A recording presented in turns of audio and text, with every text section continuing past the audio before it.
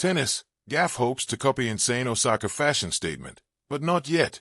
Coco Gauff on Friday called Naomi Osaka's jellyfish-inspired Australian Open outfit cool and insane, but isn't ready to make her own bold fashion statement just yet.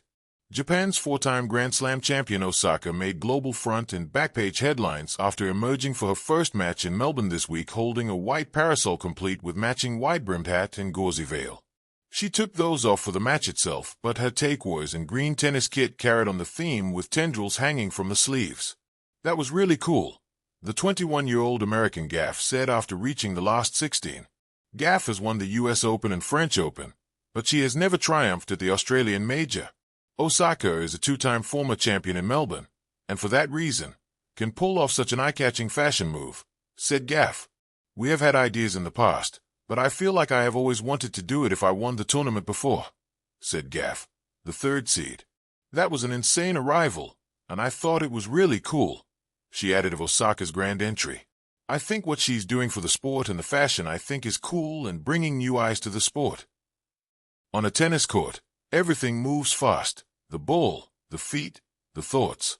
But fashion, true fashion, moves on its own clock. It lingers.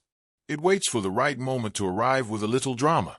Coco Gauff knows this, which is why when she talks about Naomi Osaka's insane fashion statements, there's admiration in her voice and patience in her plan. Osaka didn't just wear clothes. She made entrances.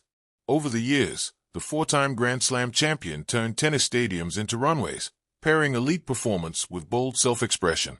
From structured silhouettes to unexpected textures, from masks that carried meaning to outfits that told stories, Osaka's fashion choices weren't accessories to her game. They were extensions of her identity. She challenged the long-held idea that tennis whites and safe cuts were the only way to belong on court. And in doing so, she opened a door for the generation behind her. Coco Gauff is standing right at that doorway. Still a teenager but already a global star, Gauff occupies a fascinating space in modern tennis. She is young enough to be inspired, old enough to understand legacy, and smart enough to know that not every move has to be made immediately. When she calls Osaka's fashion sense insane, it's not hyperbole, it's respect.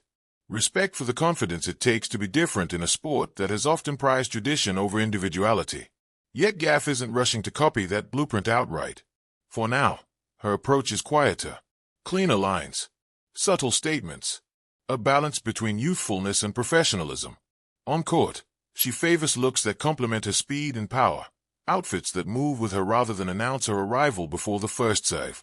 It's not caution, it's timing. Because fashion, like tennis, is about knowing when to strike. Gauff understands that Osaka's boldness didn't appear overnight. It came after years of proving herself, after winning titles, after learning who she was under the pressure of expectation. Fashion became Osaka's language once she was fluent in the grammar of the game. Gauff, still writing the early chapters of her career, is focused on mastering her own syntax first. But the influence is unmistakable. You can see it in the way Gauff talks about expression, about using the sport as a platform for more than forehands and backhands. You can hear it when she speaks about confidence, not just in her tennis, but in her voice. Osaka showed that an athlete doesn't have to shrink into a uniform. She can expand into herself. That lesson has landed. There's also a generational shift at play. Tennis is no longer just competing with other sports. It's competing with culture. Social media, streetwear, music, activism. Today's players exist at the intersection of all of it. Gauff grew up in this world. She understands that what you wear can say as much as how you play. The difference is that she's choosing to let her racket do most of the talking, for now. When the time comes, though, it won't be subtle. Gauff has hinted that she wants to experiment more, to take risks, to step outside the expected silhouette of a tennis star. And when she does, it will likely feel earned rather than forced. Not imitation, but evolution. Not copying Osaka, but continuing a conversation Osaka started. That's how influence works at its best. Osaka didn't give the next generation a costume. She gave them permission. Permission to be bold. Permission to blend sport and self. Permission to understand that excellence doesn't have to look one way. Gauff is absorbing that lesson carefully, choosing to grow into it rather than rush toward it. In many ways, that restraint is its own kind of statement. Tennis history is filled with players who changed the game not just with trophies, but with presence. Serena Williams, Billie Jean King, Andre Agassi. Osaka belongs in that lineage, and Gauff may one day as well. Fashion will be part of that story, but not the whole thing. It never is.